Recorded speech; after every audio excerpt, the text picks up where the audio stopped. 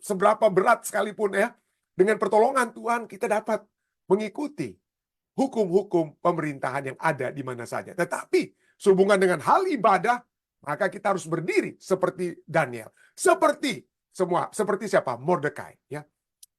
Seperti juga Mordekai. Tapi pada Daniel, pada saat kita melakukan yang terbaik, menurut hukum raja, yang dapat kita turuti, yang sesuai, yang tidak bertentangan dengan kehendak Tuhan, yang untuk penyembahan kepada Tuhan, maka pasti Allah melepaskan.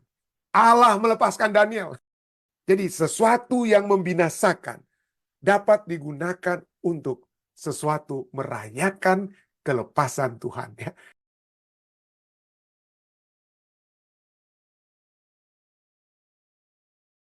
Pada saat Mordekai berkabung, menangis, melolong-lolong, ya, seakan-akan dia kalah. Ya. Seakan-akan tidak ada berkat Tuhan yang terjadi kepada Mordekai. Kenapa? Karena memang raja sudah apa? Kemudian kita lihat bagaimana raja telah mengeluarkan hukum Persia yang tidak dapat dirubah.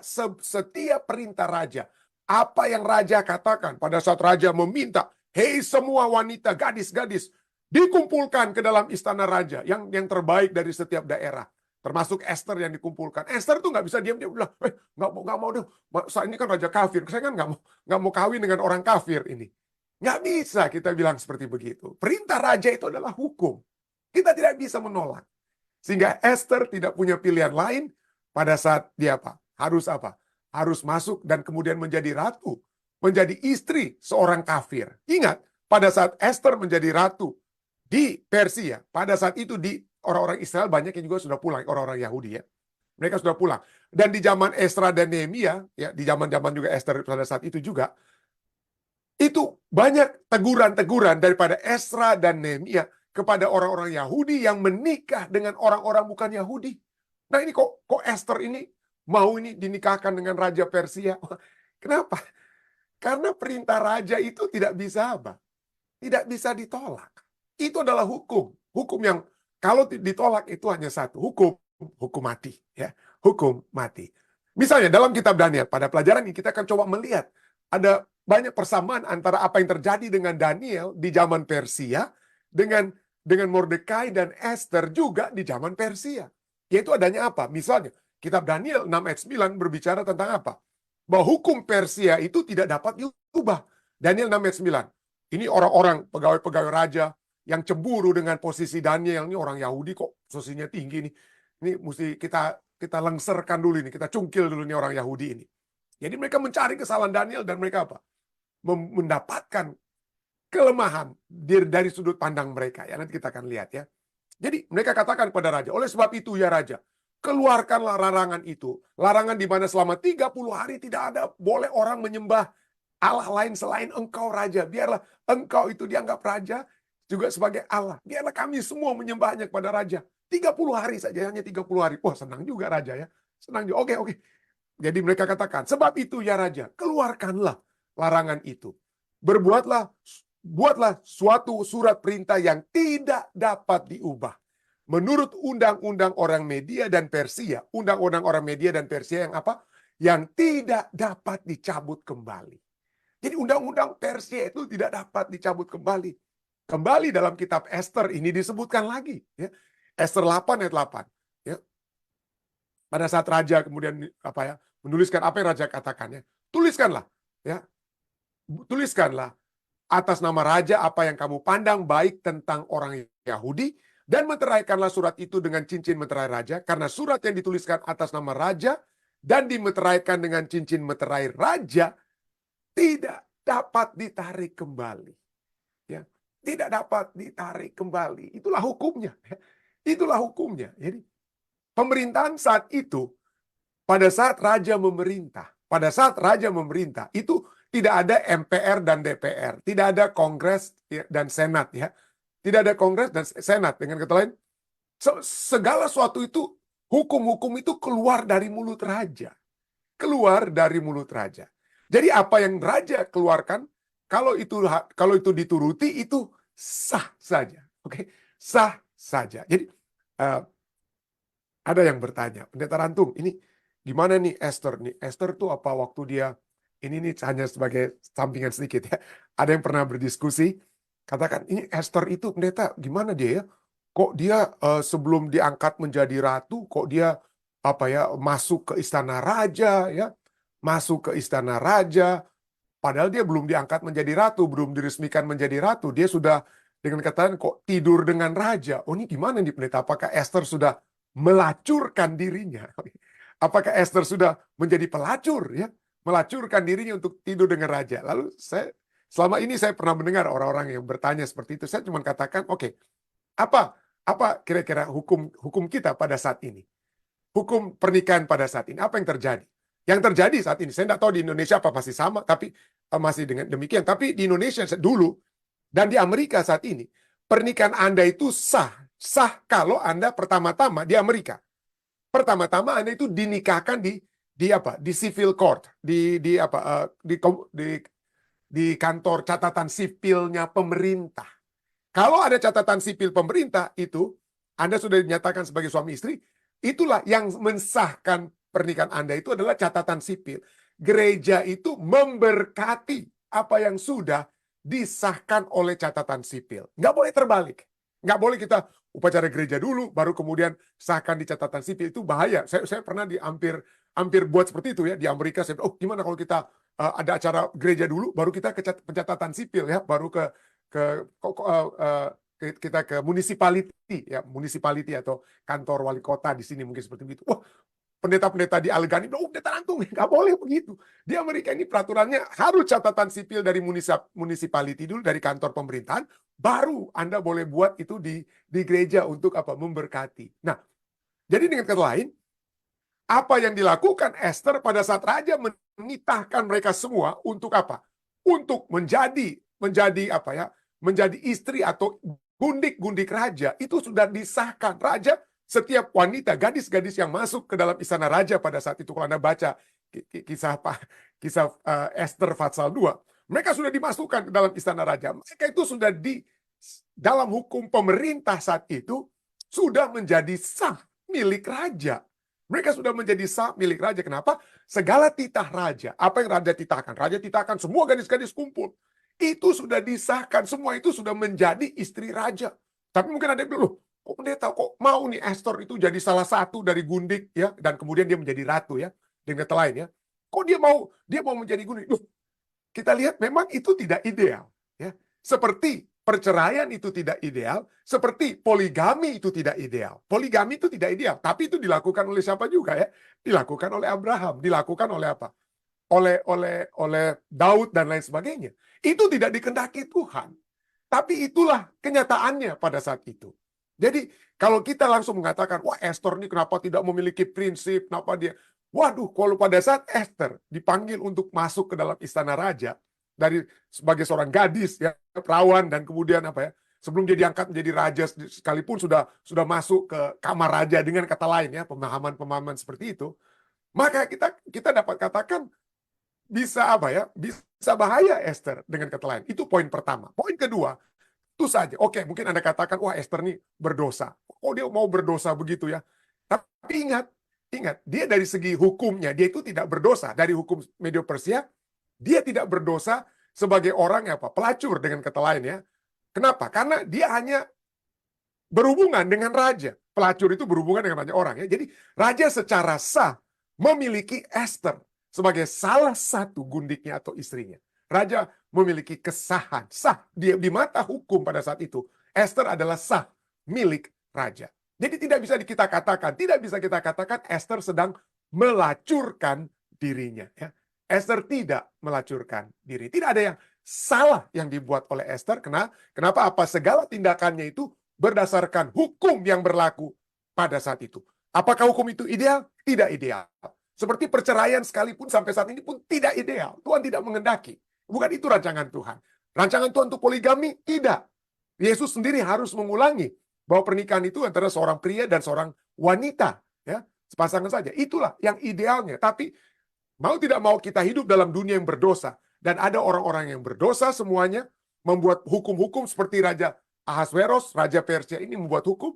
Sampai Esther itu juga secara hukum dia mengikuti hukum raja pada saat dia dipanggil sebagai seorang gadis menjadi gundik dan kemudian menjadi seorang ratu. Jadi mudah-mudahan kita tidak langsung mencela Esther. Waduh, berdosa sekali nih Esther, ini pelacur sekali nih Esther. Tidak, dia tidak sedang melacurkan diri. Ya, dinikahkan secara resmi, sudah BS dia, sudah ada municipal sudah kawin civil courtnya sudah selesai pada saat dia masuk ke dalam istana raja. Jadi mudah-mudahan ini dapat hanya menjadi footnotes ya, intermezzo dari pembahasan kita, bahwa sesungguhnya hukum raja itu tidak bisa tidak bisa dirubah, tidak dapat ditarik kembali.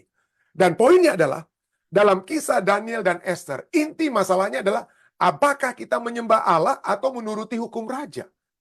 Dengan kata lain, kalau Anda membaca kitab Roma 5 bicara tentang kita harus menuruti otoritas pemerintahan kita. Otoritas pemerintahan kita harus turut. Ada sampai batas-batas tertentu kita harus menurut pemerintahan. Sampai batas yang bagaimana? Membayar pajak, kitab Roma bicara tentang bayar pajak dan lain sebagainya. Beri kembali, Yesus sendiri katakan, ini gambar siapa? Kalau ini milik kaisar, kembalikan kepada kaisar. Yang menjadi milik Tuhan, kembalikan kepada milik Tuhan. Ada hukum-hukum pemerintahan yang harus kita ikuti. Sampai apa? Sampai kepada prinsip siapa yang harus kita sembah. Menyembah Allah atau menuruti hukum raja. Itulah yang menjadi siapa yang harus kita tunduk, ya. Kalau di atas pemerintahan itu berada di atas Allah, wah itu kita sudah salah. Kalau kita masih menurut pemerintah, ya, hukum-hukum pemerintah yang merendahkan penyembahan kepada Allah. Jadi dalam kitab Daniel dan Esther, inti masalah itu penyembahan. Daniel 6 ayat 6 ya. Orang-orang apa? Orang-orang yang cemburu kepada Daniel datang berkumpul, mereka bilang, kita tidak mendapat suatu alasan dakwaan terhadap Daniel ini. Tidak ada dakwaan, nanti kita akan lihat sedikit. Jadi tidak ada salahnya. Daniel melakukan semua yang terbaik. Daniel melakukan semua hukum raja yang terbaik. Ya, kecuali, ini kata kecualinya ini. Ini penting ya. Kecuali dalam hal ibadahnya kepada Allahnya. Jadi kita harus menuruti hukum pemerintahan di mana saja kita berada. Jangan kita mencoba untuk licin-licinan dengan pemerintah, dengan hukum mereka ya. Kita seberapa berat sekalipun ya, dengan pertolongan Tuhan kita dapat mengikuti hukum-hukum pemerintahan yang ada di mana saja. Tetapi sehubungan dengan hal ibadah, maka kita harus berdiri seperti Daniel. Seperti siapa? Mordekai ya. Seperti juga Mordekai. Tapi pada Daniel, bagaimana kita lihat ini, orang-orang yang cemburu pada Daniel ini kemudian datang ya, berkumpul ya, dan berkata kepada apa? Berkata kepada raja. Mereka mulai dengan satu kebohongan. Apa yang kebohongan mereka? Mereka katakan apa? Pada saat mereka menghadap raja ya, Raja Darius. Semua pejabat tinggi kerajaan ini. Wah, bohong sekali mereka. Kenapa? Kan Daniel itu pada pemimpin mereka. Daniel itu adalah pemimpin para pejabat tinggi. Daniel tidak dilibatkan, hanya mereka saja tanpa melibatkan Daniel, tapi begitu mereka menghadap raja, mereka katakan apa? Semua. Jadi mereka menipu raja. Itulah sebabnya raja marah sekali pada akhirnya kepada mereka karena tipuan mereka ini. Ya, bukan hanya karena sayangnya raja kepada Daniel, makanya Daniel itu dilepaskan, tapi karena tipuan mereka ini. Mereka katakan apa kepada raja? Semua pejabat tinggi kerajaan ini, semua penguasa dan wakil raja, semua, kata semua ya, para menteri dan bupati telah mufakat, telah setuju, dikatakan telah setuju, supaya dikeluarkan kiranya suatu penetapan raja dan ditetapkan suatu larangan agar barang siapa yang dalam 30 hari menyampaikan permohonan pada salah satu dewa atau manusia kecuali kepada tuanku ya raja, maka ia akan dilemparkan ke dalam gua singa. Mereka menipu raja. Itulah sebabnya raja pada akhirnya murka kepada mereka ya. Dan untuk hal ini, untuk menyembah manusia, untuk sujud kepada raja, Daniel tidak mau. Untuk sujud kepada manusia, Daniel tidak mau. Daniel tidak menuruti hukum raja. Setelah dia dengar hal tersebut, Daniel 6 ayat 11 katakan, demi didengar Daniel bahwa surat perintah itu telah dibuat. Surat hukum yang mati harganya itu. Kalau dilanggar, mati orangnya. Perintah itu telah dibuat. Pergilah ia ke rumahnya. Di dalam kamar atasnya ada tingkap-tingkap yang terbuka ke arah Yerusalem. 3 kali sehari ia berlutut, berdoa, serta memuji Allahnya. Sekali lagi, untuk memuji Tuhan, silence is not a golden thing. Itu mereka. Ya. diam itu bukan emas. Jadi dia memuji Tuhan, berdoa seperti yang biasa dilakukannya. Kok kenapa? Kenapa Daniel nggak berakomodasi? Pendeta kan cuma 30 hari ini. Cuma 30 hari pura-pura aja lah kita ya. Pura-pura aja kan ini cuma satu subjek terakhir, ini satu subjek terakhir ini pendeta ini untuk apa nih? Untuk sebelum saya tamat kedokteran, ini satu subjek terakhir kan hari Sabat kan cuma berapa jam nih pendeta. Boleh dong saya berkompromi dulu. Cuma tinggal 2 jam, paling saya cuma buat ujian itu 2 jam kan. Ketiga, kenapa kita tidak bisa berkompromi? Daniel tidak berkompromi tentang kebenaran tersebut ya. Tidak berkompromi. Dia tidak berkompromi. Dia tetap melakukan. Di dalam kesesakan kok dia mau berdoa terus. Inilah satu statement dari para nabi dan raja halaman 542 sampai 540 sampai 40 udah ada titik panjang tapi ada dipotong sedikit ya. Tapi poinnya ini ya ditulis ya. Mengapa kini Daniel harus berhenti berdoa pada saat ia sangat perlu berdoa? Dalam keadaan sukar, walaupun larangan berdoa itu dilakukan, kita tetap justru harus lebih berdoa. Ya. Kenapa ia harus berhenti berdoa pada saat ia sangat perlu berdoa? Lebih baik ia kehilangan nyawa, pekerjaan, kedudukan. Lebih baik ia kehilangan nyawa itu sendiri daripada kehilangan pengharapan mendapat pertolongan dari Allah. Seperti Sadrak, Mesak, dan Abednego. Allah kami sanggup melepaskan kami dari dapur api. Tapi kalau tidak, dialah itu yang terbaik. Kami tidak akan pernah menyembah patung yang Raja Nebukadnezar sudah dirikan. Itu Daniel, sahabat-sahabat Daniel. Dan ini juga diucapkan oleh Daniel, ya, dinyatakan juga oleh Daniel. Ya. Daripada kehilangan pengharapan mendapatkan pertolongan dari Allah. Begitulah Nabi itu dengan berani namun dengan tenang dan rendah hati memaklumkan bahwa tidak ada kuasa duniawi yang berhak membatasi antara jiwa dan Allah, soul and God. Tidak ada orang pun yang akan membatasi. Nah inilah kita lihat. Hukum Raja Persia tidak bisa dirubah. Tapi seperti Daniel, Mordekai juga tidak menuruti hukum raja. Esther, kita sudah pelajari tadi malam. Esther 3:2. Dan semua pegawai raja yang di pintu gerbang istana raja berlutut dan sujud kepada Haman. Sebab demikianlah diperintahkan raja tentang dia. Itu sudah hukumnya. Tetapi Mordekai tidak berlutut dan tidak sujud. Mordekai tidak berlutut dan tidak sujud. Seperti Daniel, Ratu Esther juga berani mati untuk tidak menuruti hukum raja. Dia berani. Hukum raja itu apa? Kalau sampai 30 hari mereka sudah tidak pernah bertemu. Tapi sekarang dia memberanikan diri untuk bertemu raja. Kalau sampai raja tidak mengulurkan tongkatnya, mati dia. Mati Esther. Ya. Esther 4 ayat 16 dia katakan, pergilah, kumpulkanlah semua orang Yahudi yang terdapat di Susan dan berpuasalah untuk aku. Aku juga akan berpuasa dengan sida-sidaku, dayang-dayangku. Ya. Dan kemudian aku akan masuk menghadap raja. Sungguh pun apa yang aku lakukan itu berlawan dengan undang-undang. Tidak boleh datang menghadap raja tanpa diundang. Jadi itu peraturannya. Kalau kita tidak diundang untuk menghadap raja, dan raja tidak setuju pada saat dia melihat kita, mati. Tapi itu dia berani melawan undang-undang raja. Kalau terpaksa, Esther katakan, kalau terpaksa aku mati, biarlah aku mati. Biarlah aku mati. Bayangkan, Mordekai tidak mau sujud kepada Haman. Esther tidak mau sujud kepada undang-undang raja. Tapi apa akibatnya? Ujung-ujungnya kita lihat bagaimana Haman itu sujud, berlutut. Kita sudah pelajari beberapa waktu lalu. Sujud, berlutut kepada Esther. Minta supaya nyawanya itu jangan sampai hilang oleh sebab raja yang sudah murka terhadapnya. Ya. Dan apalagi kita lihat bagaimana raja pada akhirnya minta kepada Esther, apa yang kamu mau? Apa yang kamu mau? Buat. Artinya, Esther dapat mau bilang apa saja. Itu menjadi hukum yang dapat raja buat. Bayangkan. Dengan raja menempatkan Esther itu di atas daripada apa? Bahkan di atas dirinya sendiri. Betul, kita harus taat kepada pemerintahan kita.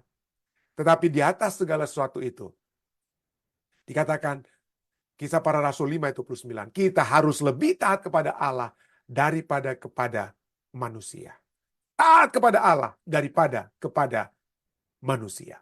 Saya sudah katakan tadi, bukan Roma 5 ya, Roma 13. Roma 13 ayat 1 sampai 7. Tolong baca. Roma 13 ayat 1 sampai 7 bicara tentang kehendak Tuhan supaya kita menuruti pemerintahan kita. Karena otoritas mereka itu ditentukan, disahkan oleh Tuhan. Ya, Tuhan yang menentukan ya kepada mereka. Dan mereka dapat menjadi penuntun kita. Menjadi penuntun. Sampai di mana? Sampai apa? Sampai penyembahan kepada Allah itu. Yang lebih harus diutamakan daripada kepada pemerintahan kita. Daripada kepada pemimpin. Coba kita lihat. Sebagai seorang pegawai, Daniel melakukan yang terbaik. Ya, Daniel melakukan yang terbaik. Mereka mencoba untuk mencari kesalahan kepadanya. Ya, mereka mencari kesalahan. Tapi apa yang alasan? Mereka dikatakan apa? Mereka tidak, dalam Daniel 6 ayat 5, mereka tidak mendapat alasan apapun atas suatu kesalahan. Ya, atas segala kesalahan, atau bahasa Inggrisnya corruption. Tidak ada korupsi yang dia buat. Sebab ia setia, faithful, dan tidak didapati suatu kelalaian, negligence. Artinya, segala yang dia dapat lakukan, dia dapat lakukan. Ya, tidak ada kelalaian atau kesalahan atau corruption. Kembali kata corruption ya. Jadi dia seorang yang setia. Dan kata setia di sini adalah kata apa? Dari kata meheman. Artinya dari kata amen. Dari kata amen. Ya. Amen, amen. Ya. Diiyakan dia. Karena yang dia lakukan yang terbaik. Ya. Dipercayai dengan kata lain. Dalam Daniel 2:45, mimpi itu dikatakan adalah benar dan maknanya yang dia katakan itu dapat apa? Dipercayai. Ya. Dapat dipercayai. Jadi tidak ada apa? Tidak ada alasan yang dapat dilakukan untuk menjatuhkan Daniel. Kesalahan tidak ada. Kelalaian tidak ada. Kejujuran itu ada kepadanya. Integritas yang bertanggung jawab ada kepadanya. Ya. Dan pada saat Daniel memiliki semua itu, raja memiliki apa? Raja memiliki iman ataupun full of faith terhadap Daniel dan kepada kita semua. Dan ini kita lihat kepada Esther dan juga kepada Mordekai. Pada saat kita sudah pelajari itu lalu, kita sempat singgung, ada orang yang mencoba untuk membunuh raja, apa yang mereka lakukan? Mempertahankan kehidupan raja, lapor kepada raja. Apa yang Esther lakukan? Selagi dia dapat melakukan sesuatu yang tidak melanggar apa? Untuk penyembahan kepada Allah, dia turut. Saya sempat bercerita dengan istri saya itu pada saat Mordekai bilang kepada Esther, jangan bilang-bilang bahwa kamu itu orang Yahudi. Apa dia berdosa? Ya, dia tidak berdosa. Ya. Dia tidak berdosa karena dia tidak mengumumkan. Beda antara berdusta dan tidak mengumumkan. Ya. Jadi kalau ditanya, misalnya Esther ditanya, misalnya Raja Ahasverus tanya pada Esther, kamu ini kebangsaanmu itu apa? Apakah kamu orang Persia? Lalu Esther bilang, iya, saya orang Persia. Itu Esther berdusta. Tapi kan kalau dia tidak ditanya kebangsaanmu itu bangsa dari kerajaan mana, bangsa mana kamu berasal. Kalau dia tidak ditanya, ya dia nggak usah bilang. Ya. Dia tidak usah bilang dan itu tidak apa? Tidak berdosa. Itu tuh poin-poin lainnya. Tapi poinnya adalah pada saat kita melakukan yang terbaik, seperti Daniel. Pada saat kita melakukan yang terbaik, menurut hukum raja, yang dapat kita turuti, yang sesuai, yang tidak bertentangan dengan kehendak Tuhan, yang untuk penyembahan kepada Tuhan, maka pasti Allah melepaskan. Allah melepaskan Daniel. Allah melepaskan Daniel dalam Daniel 6 ayat 25. Raja memberi perintah, lalu diambillah orang-orang yang telah menuduh Daniel, dan mereka dilemparkan ke dalam apa? Jadi ada hukum baru yang raja buat lagi. Itu apa? Orang-orang ini sudah berdusta kepada raja. Yang sudah berdusta kepada raja, yang katakan, semua orang itu ingin supaya raja disembah, ya. Tapi sekarang mereka juga yang telah menuduh Daniel ini, mereka dilemparkan ke dalam gua singa, baik mereka, anak-anak dan istri mereka. Ini pembinasaan total, saudara, ya. Kenapa? Supaya tidak ada balas dendam yang akan berlangsung. Dan bukan itu saja, karena seringkali anak-anak dan istri-istri itu juga memiliki persekutuan dalam mengambil satu keputusan yang salah. Banyak orang katakan, kasihan benar nih pendeta, kok anak-anak istri mungkin gak bersalah mereka. Belum tentu ya, belum tentu. Pada saat biasanya, seorang petinggi-petinggi pada zaman dahulu membuat keputusan, itu adalah sesuatu hal yang apa? Sesuatu hal yang diketahui, disetujui, ataupun disupport oleh anak-anak dan juga istri mereka. Jadi, anak-anak istri mereka semua apa? Dibinasakan orang-orang yang menuduh Daniel. Dan itu juga terjadi pada saat Allah melepaskan orang Yahudi dalam kitab Esther. Esther 8 ayat 11. Raja mengizinkan orang Yahudi di tiap-tiap kota untuk berkumpul dan mempertahankan nyawanya, serta memunahkan, membunuh, atau membinasakan segala tentara orang-orang itu. Mereka, ya seperti dalam Daniel itu seperti mereka. Bahkan anak-anak juga. Dan perempuan-perempuan dari bangsa-bangsa dan daerah yang hendak menyerang mereka. Dan untuk merampas harta miliknya. Tapi puji Tuhan mereka tidak rampas ya. Orang-orang Yahudi tidak merampas. Walaupun mereka membunuh. Mereka bunuh semua. Seperti yang diperintahkan raja untuk dapat mempertahankan diri mereka. Ya, untuk dapat mempertahankan diri mereka.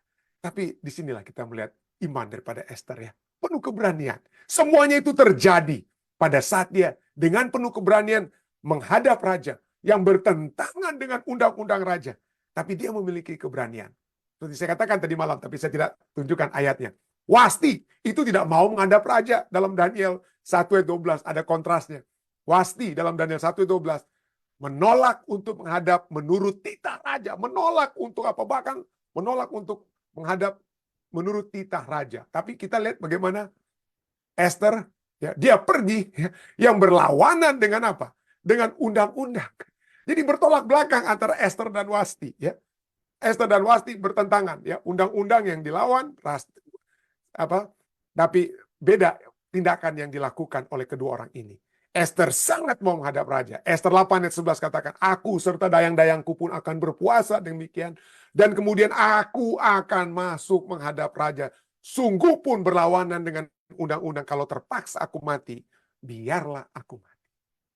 Ya, biarlah aku mati. Saudara-saudara, oleh sebab keberanian iman Ratu Esther ini, maka saat ini orang Yahudi memiliki hari raya Purim. Memiliki hari raya Purim. Ya. Dalam kitab Esther, ya, rencana jahat Haman adalah pada tanggal 13. Pada tanggal 13. Ya.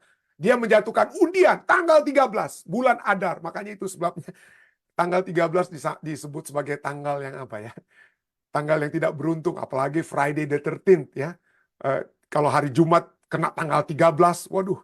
Itu tanggal 13 banyak sekali gudung-gudung di Amerika ini juga sampai saat ini tidak ada lantai 13 karena dianggap tidak apa?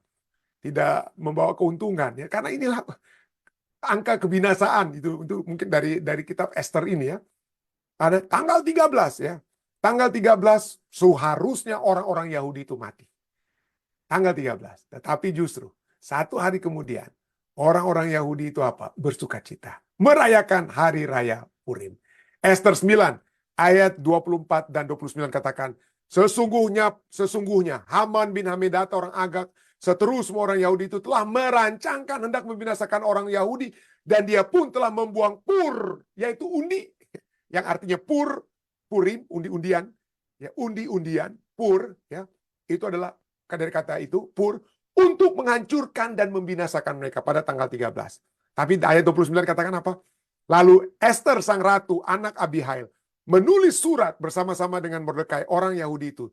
Surat yang kedua tentang hari raya Purim itu dituliskannya dengan segala ketegasan untuk menguatkannya. Jadi sesuatu yang membinasakan dapat digunakan untuk sesuatu merayakan kelepasan Tuhan. Ya. Merayakan kelepasan Tuhan. Cukup menarik kalau Anda mengikuti orang-orang Yahudi. Saat ini ada dua perayaan besar yang pada umumnya dirayakan oleh orang Yahudi pada saat ini. Yang pertama adalah Paskah, ya, perayaan Paskah, Passover, the Day of Atonement, kelepasan dari Mesir dipimpin oleh Musa. Tapi yang kedua adalah perayaan Purim. Anda akan melihat bagaimana orang Yahudi akan bersukacita. Orang Yahudi pada malam sebelum Purim, tanggal 13 malam, mereka akan membaca kitab Esther. Dan pada saat mereka membaca kitab Esther, cukup menarik kalau Anda memperhatikan orang Yahudi dalam merayakan Purim. Pada saat kitab Esther dalam sinagog mereka, tempat ibadah mereka baca, itu harus diam. Orang Yahudi harus diam, ya, harus tenang. Ya. Tapi begitu nama Haman disebutkan, mereka harus membuat keributan. Atau kaki yang dientak-entakan. Jadi jangan sampai nama Haman itu didengar ya bagi orang Yahudi. Ya, dengan kata lain. Karena itulah nama yang telah menyebabkan mereka hampir binasa. Ya, nama yang menyebabkan. Jadi itu yang mereka lakukan. Apalagi? Selama hari raya Purim ini orang-orang Yahudi itu akan membagikan berkat-berkat. Mereka akan bagikan sedekah banyak. Sedekah orang-orang miskin itu akan mendapatkan banyak apa? berkat pada saat hari raya Purim itu. Mereka akan sangat berbagi satu dengan yang lain, merayakan kelepasan Tuhan, kebebasan yang Tuhan sudah berikan. Nah, kita orang-orang Kristen, kita tidak merayakan hari raya Purim ya, seperti orang-orang Yahudi pada saat ini. Tetapi seperti kita juga tidak merayakan Purim atau Paskah, tapi dalam satu arti kita merayakan kelepasan demi kelepasan yang Tuhan sudah berikan. Ya. Kita lakukan yang terbaik yang dapat kita lakukan dalam kehidupan kita sehari-hari.